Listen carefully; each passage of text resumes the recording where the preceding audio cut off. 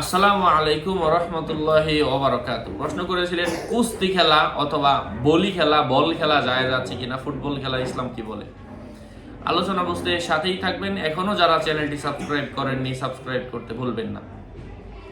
আমি প্রত্যেক ভিডিওতেই বলি, ভেরিফাই চ্যানেলের ডেসক্রিপশন বক্সে ক্লিক করলে আমার পেজ এবং আইডি আসবে। এটা ছাড়া আলাদা অন্য কোনো পেজ নেই, আইডি নেই, ইমো নেই, হোয়াটসঅ্যাপ নেই, টিকটক নেই। নাম ছবি দেখে বিভ্রান্ত হবেন না। প্রত্যেক ভিডিওতে আলাদা আমি সাবধান করি, সতর্ক করি।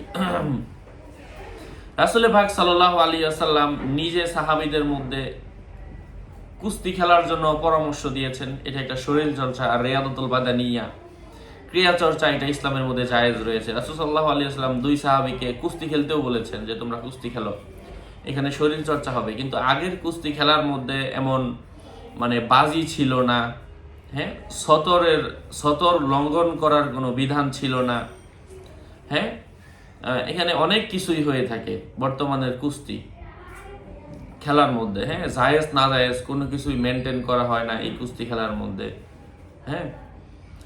এই জন্য বর্তমানের কুস্তি খেলা আর আগের কুস্তি খেলার মধ্যে বেশ কম ছিল।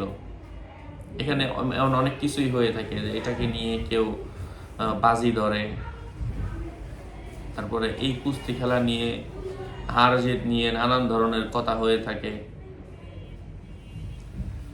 তারপর আরো আছে হচ্ছে কুস্তি খেলার মধ্যে হাফ প্যান্ট পরে খেলে সতর লঙ্ঘন হয়। যাই হোক, আশা করছি আপনারা বুঝতে পেরেছেন। আরো আপডেট পেতে সাথেই থাকবেন। সকলের মঙ্গল, দীর্ঘায়ু, সুস্বাস্থ্য কামনা করে এখানে শেষ করছি। যদি এমনিতেই কেউ কুস্তি খেলে শরীর চর্চার জন্য, ওইটা জায়েজ আছে, সতরের বিধান লঙ্ঘন না করে ঠিকঠাক রেখে, হ্যাঁ। যাই হোক, আরো আপডেট পেতে সাথেই থাকবেন। আসসালামু আলাইকুম ওয়া রাহমাতুল্লাহি ওয়া বারাকাতুহু।